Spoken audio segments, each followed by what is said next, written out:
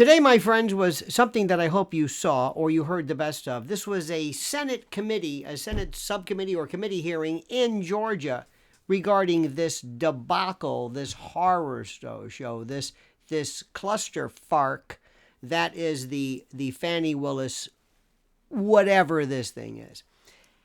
Ashleigh Merchant was beyond incredible. One of the most perfect testimony machines. She had, how do I say this? Let me see if I can say this in a way that makes the most sense. By virtue of her age, by virtue of her, I don't want to say gender. I don't think it matters, but she delivered this. And I'm saying this in a way that's with just utmost respect. Not like a lawyer, not like, some staid, stuffy proceeding, but it almost was like Entertainment Tonight or something that was gossipy. And again, I'm telling you, it was one of the best presentations because it was captivating. She gave the information in a way that was completely and totally commensurate with how people take and deal with information today. Now, as a comparative note, State Senator Harold Jones was horrible. I don't know why they even threw him into it. He was completely out of his league. He was arguing arcane notions. He doesn't know how to get to the heart of this. The funny part about this, they were saying that Frau Fani might have been tainting the jury pool. If anybody tainted anything, it was this. You can't believe what happened. You can't believe what these corrupt folks do until you heard it her way. Now, this is the most important thing. First of all, there was a very good portion which was very interesting. She was talking about this notion of the special counsel and the special grand jury. And she, who I believe as president of either the Georgia or the Fulton County or Cobb County or state criminal defense lawyers, I think it was a Georgia Association of Criminal Defense Lawyers, she basically was saying that nobody really knew what the hell this special grand jury was.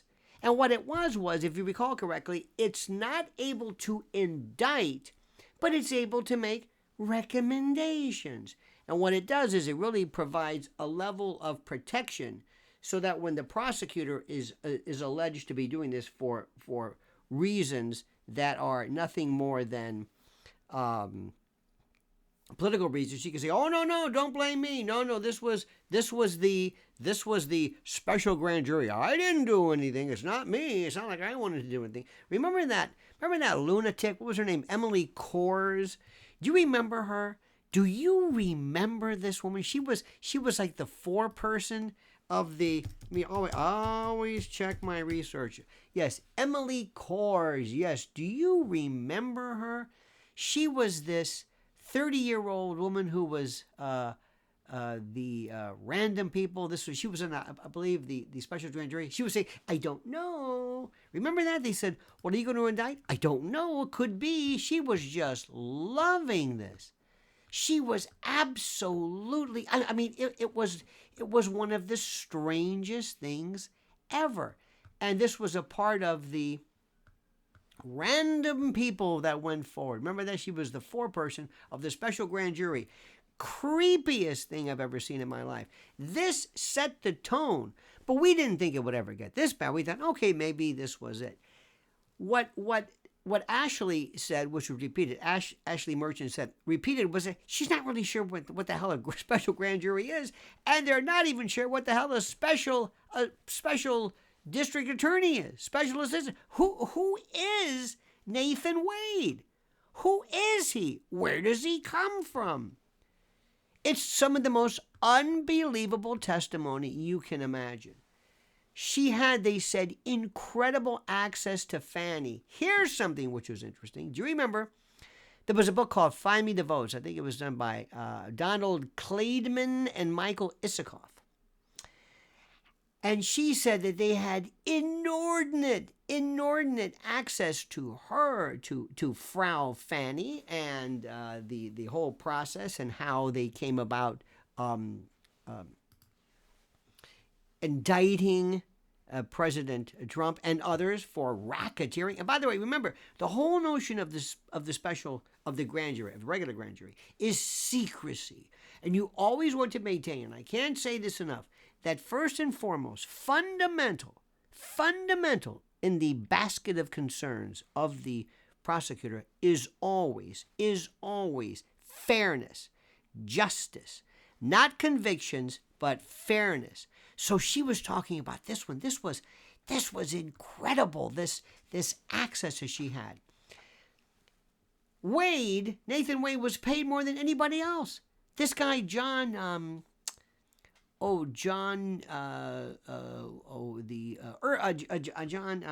Floyd.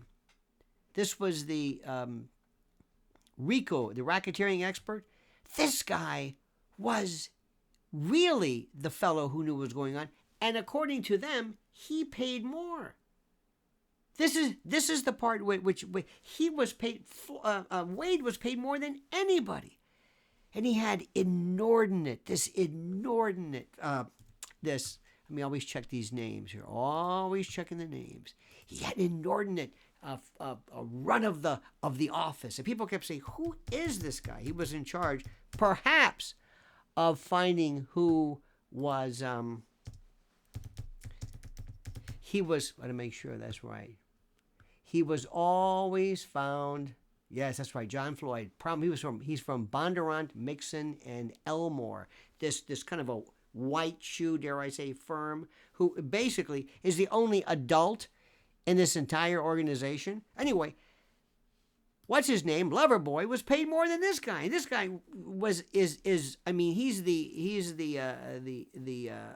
Philip Corboy, if you will, of the Georgia bar, and they paid Wade more. I mean, I don't know if it was double, but more than anybody else. Okay, is that illegal? No, it's not illegal. And is that a conflict of interest necessarily? No, not really. Then we also find out that this was the most important part. This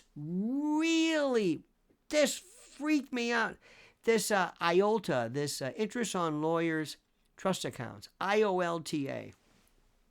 When you go to a lawyer's office and let's say you go to a lawyer and there's a closing, and you get $1 million, and the $1 million goes into your escrow account.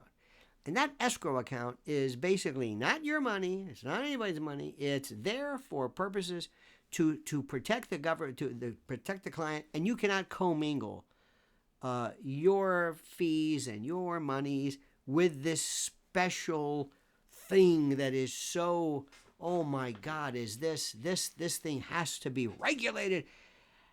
And they're talking about leaving money in it, the IOLTA account, and I mean, it's incredible. Wade, I know that Terrence Bradley's got serious problems with the bar down the road, but we're learning about that, which goes to show you again, these people don't seem to know anything about the rules. Then we find out that that's right, he was paid almost double the salary of his colleagues, and that Fani met with Kamala Harris before she indicted Donald Trump. She's meeting with Kamala. Do we know what they talked about? We don't know what. Nobody knows. She also said that there was about 12,000 text messages that Frau Fani and Loverboy exchanged before they claimed to have started their relationship. 12,000! This is just being friends. It's ridiculous. It's bizarre. Then Ashleigh sketched out the theory that, and this might be a tad far-fetched, but I like it, that Frau Fani and Loverboy deliberately brought this complex case so that it would go on, and that Wade could bill more hours, and all this other kind of jazz. Okay, that might be a little bit much, okay? But what this is you get to hear the absolute you heard probably more. That hearing today was more informative than any of these motions. And you also realize what a complete and total. I mean, look, I'm sure the judge is doing a wonderful job, but there's no command of this. He's already got some opposition. You know he's not long for the world. He's not. He doesn't want to be there. He has no control over this. But what you are seeing, in addition to everything else that we learned this week, the garage door opener, I love that. You've got Cindy Lee Yeager, you've got Manny Aurora, you've got all these other people who are basically saying that they're lying. She's been lying since day one. Fani Willis doesn't care about the truth, doesn't care about the rules, doesn't care about anything. It's her office. That's the part that kills me. It's her office. She can do whatever she wants. Think about this. She even picks up the phone. We learned the other day when she said, quote, "They are coming after us. You don't need to talk to them about anything about us." She basically tells poor Pazzo, this poor guy, Terrence Bradley, he doesn't have a friend. He is so, he buried himself. He buried everybody. He is a critical witness. I hope he's in witness protection. I don't want him to be a Kid Twist Relish being tossed out of the Half Moon Lodge. If you remember, if you know your organized crime history, you know this canary can't fly. Remember that one? Anyway, I digress. This was incredible, and then I heard, and then there was this thing where listen to this. This blew me away. During the course of this, I could have sworn I heard, and we're gonna this be a couple of days later when we go through and read everything. I could have sworn that Ashleigh Merchant said that at one particular point, Frau Fani was talking about some financial problems she had. Where does she get $8 million from? With an annual revenue of $2.7 million? She only gets like between 100 and 200K for her office. $5 million in real estate, $2 million in stocks and equities and gold. I mean, what? This case is so gone. It's the worst.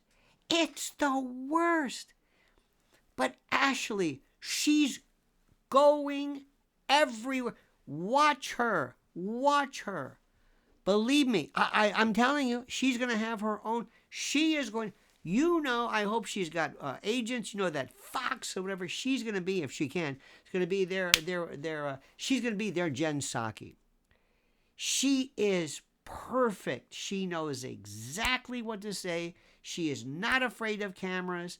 She is not this stodgy. I mean, she's no Jonathan Turley, but then again, who is? You know, but she's young and she's effervescent and she's perfect with this. And that poor Nyoko, they had this, oh my God, I'm saying, who is this guy? Say Senator Harold V. Jones II. Get him out of there. He's the worst. What was the purpose behind this? Let me tell you something. This case is just, it's not just going to, how do I say this? Frau Fani's concerns are not just merely going to be the fact that they're going to basically dismiss this case completely, disqualify her. They're going to disqualify her. They're going to go after her because nobody knew. Nobody, and the other DAs are going to say, you better do something, grind her into dust because we're trying to play by the rules, and they're going to think we're all like this. You're not going to see her again. She's going to be like Paulie. Remember that with Clemenza? Oh, don't worry about Paulie. You're not going to be seeing him again. This is, and by the way, leave the gun, bring the cannoli. This is, I think I've had enough Godfather references, don't you think? Get ready, my friends. Get ready. But understand what I'm telling you. I'm not going to sit back and just merely tell you, this one said this and this one said that. I'm going to tell you what it means. And what it means is, this is the greatest. This is an implosion. This is the death knell. Political career and otherwise for Fani, Frau Fani, and Loverboy, the garage door lover. I love that. I don't know what the hell that even means, but it sounds good. All right, dear friends. We'll talk to you soon. Thank you so much. Please like this video, subscribe to the channel, hit that little bell so you're notified of live streams and new videos, or whatever you do. I want to hear from you. Comment as you see fit.